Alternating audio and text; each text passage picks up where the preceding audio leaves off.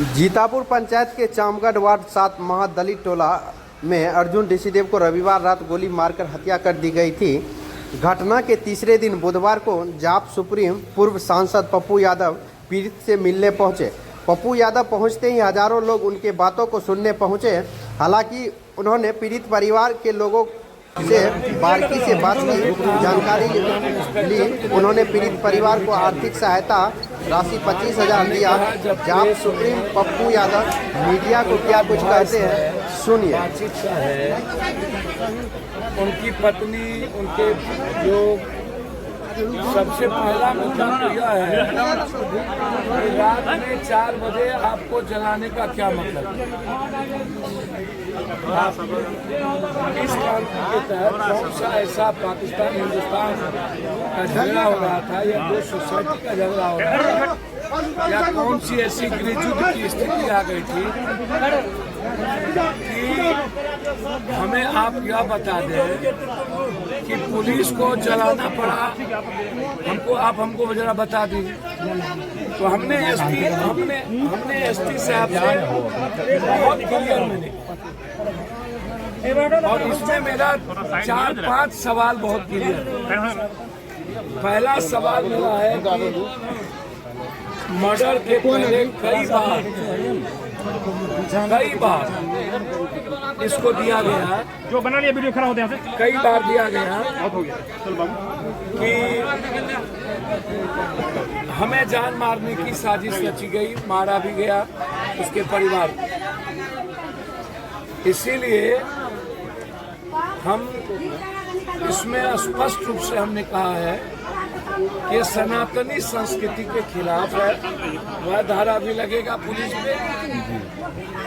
दूसरा, हमारे समाज ने इसको बहुत गलत रूप से हमारे संविधान करते हैं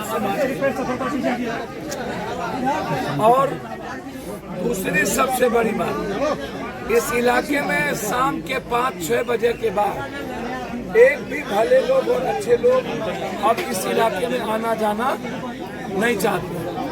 चामगढ़ का जो ये इलाका है टोटल, इसमें अब आप इतने समझिए कि लोग रात में छोटे छोटे क्रिमिनल, जिस क्रिमिनल का नाम लिया, कोई पांडव, कोई चंदन, कोई चानन, कोई कुछ, जिस तरीके से अब यह छोटा छोटा लड़का लगातार मुरलीगंज को केंद्र बिंदु बनाए हुए। हम आलमनगर, चौसा, उदा, किशनगंज को हम समझते थे कि सबसे ज्यादा प्रभावित है, लेकिन अब इक्वल प्रभावित हो गया मधेपुरा अनुमंडल का मुरलीगंज, बिहारीगंज। आपको आश्चर्य होगा, प्रमुख की जो हत्या हुई थी, उस प्रमुख की जो हत्या हुई थी उसमें भी क्लोजर आ गया कि किसने मरवाया। अभी 3 दिन पहले आए मुरलीगंज में पूर्णिया और नेपाल बॉर्डर के होने के चलते दारू का स्टॉक मार्केट हो गया, कोरेक्स ड्रग्स का स्टॉक मार्केट हो गया। कोई सुनने वाला नहीं है। मेरा सवाल है कि क्या इससे कोई अच्छा ईमानदार अफसर आपको नहीं मिलता है? इसके पीछे क्या कारण है कि आप एक व्यक्ति को इतने दिनों से, एक कोई वर्मा है जो 5 साल से यहाँ रह रहा है, वर्मा, और वो जिस तरीके से ज्यादती किया, लाश को घींच के ले जाना, बिना बच्चे, बिना उसके बेटे के जबरदस्ती टायर जला करके आग दे देना। अभी गोपाल से बातचीत भी, होम से बातचीत भी, जो यहाँ के लोगों ने और जो उसके चाचा ने, चाची ने जो बात स्पष्ट देख करके बताया कि हम पैर में निपटने के बावजूद भी हमको फेंक दिया गया और हमारे परिवार के लाश को लावारिस चला दिया। इसलिए इसमें इंक्वायरी की क्या जरूरत है? इसमें तो अविलंब सस्पेंड होना चाहिए, इस पर तो एफआईआर लॉन्च होना चाहिए, केस मुकदमा दर्ज होना चाहिए। और सरकार की, जब हमारी सरकार की पॉलिसी है कि कोई दलित मरेगा, कोई भी दलित का मर्डर होगा तो हम 4 लाख रुपया तुरंत मुआवजा देंगे। अभी तक जब आप चुनाव के पहले ये कैबिनेट डिसीजन हो गया तो कभी भी दलित कोई मरता है तो उसको मुआवजा नहीं मिलता। सरकार की जिम्मेदारी है। इसीलिए बिहार पार्टी के तरफ से इनके परिवार को अभी हमने 25,000 रुपया, ताकि वो यहाँ दुकान करके अपनी जिंदगी पूरे परिवार को, अब वो डरा हुआ है कि हम लोग दुकान कैसे करेंगे। रात में डेली अपराधी आता है, बोलते हैं वो लोग। आपने अभी तक इस इलाके में पेट्रोलिंग लगाते हैं, आप पेट्रोलिंग की जरूरत है, एक कैंप की जरूरत है। पिछले 3 बार हमारी बातचीत हुई है और मैं उम्मीद करता हूं कि निश्चित रूप से जो दोषी पदाधिकारी जो भी इसमें इन्वॉल्व हैं वो सस्पेंड होंगे। और हम इस मामले को मुख्यमंत्री जी तक पहले ही हमने संज्ञान में, वहां हम सीएम हाउस और ऊपर इसको मैंने चिट्ठी लीक करके भेजा है। और हमारा प्रयास होगा हर कीमत पर, यह घटना रेयर एंड रेयरेस्ट घटना है।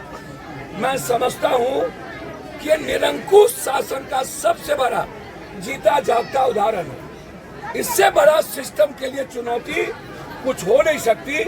यदि इसी तरह की घटना में कार्रवाई अविलंब नहीं हुआ, ये सवाल, ये अकाउंटेबिलिटी गवर्नमेंट पर खड़ी हो जाएगी और गवर्नमेंट को जवाब देना पड़ेगा। मैं गवर्नमेंट से एसपीटी ट्रायल की मांग करता हूं, परिवार के लिए 10 लाख रुपए की मुआवजा की मांग करता हूं और अविलंब जो मुरलीगंज में छोटे छोटे अपराधियों के द्वारा जो गोली मारा जा रहा है, कभी मुखिया जी की हत्या हुई, अभी उसी मुखिया के एवज में एक मंडल को गोली मार दिया, लालो मंडल मार्केट से लौट रहे थे, हम खुद उसको देखने गए, उसी अपराधी लोगों के द्वारा। ये क्या है भाई? आप क्यों कुंभकर्ण की नींद में सोए हुए? महाभारत का कुंभकर्ण की निंदा थी और हमको लगता है कि बिहार की पुलिस कुंभकर्ण की निंदा महाभारत के बाद, इतना बड़ा कुंभकर्ण की निंदा मैंने दुनिया में नहीं देखी जितना पुलिस प्रशासन। इसलिए न्याय मिलेगा, कोई भी न्याय को नहीं रोक पाएगा। और अपराधी चाहे जितना साथी रो ताकतवर, ये अलग बात है कि हमारी सरकार क्यों डरती है, क्यों गोली चलाने से बचती है। जो साथी अपराधी लगातार चुनौती समाज के लिए बनता जा रहा है, उसको मरना चाहिए, समझा जाए। सर, आपने पहले भी कई बार मुरलीगंज थानाध्यक्ष के तबादले और इस पर कार्रवाई की मांग कर चुके हैं। एक बार पहले भी आपको कहा हूँ, हमारे पास लड़ने के लिए, लाठी खाने के लिए, मरने के लिए तो जज्बा है। हमारे पास आम आदमी की जिंदगी को बचाने और मदद करने की ताकत तो है, लेकिन लाठी गोली बंदूक तो नहीं चलाएंगे ना। मैंने तो यह सवाल उठाया नहीं, आखिर इतने हत्या के बाद ये यहाँ स्थापित क्यों है? इतने हत्या के बाद कौन सी ऐसी ताकत है जो इसके पीछे लगे हैं इनको बचाने में? क्या कोई सिर्फ पैसा तो हो नहीं सकता, कहीं ना कहीं कोई राजनीतिक ताकत भी होगी। ये गलत है। मैं समझता हूँ एक घटना से 2 घटना के बाद अकाउंटेबिलिटी तय होती है और जिम्मेदारी तय करके प्रशासनिक कार्रवाई होती है। नहीं हो रहा है तो ऊपर से नीचे इन्वॉल्व है, इसमें मैं ऐसा मानता हूँ।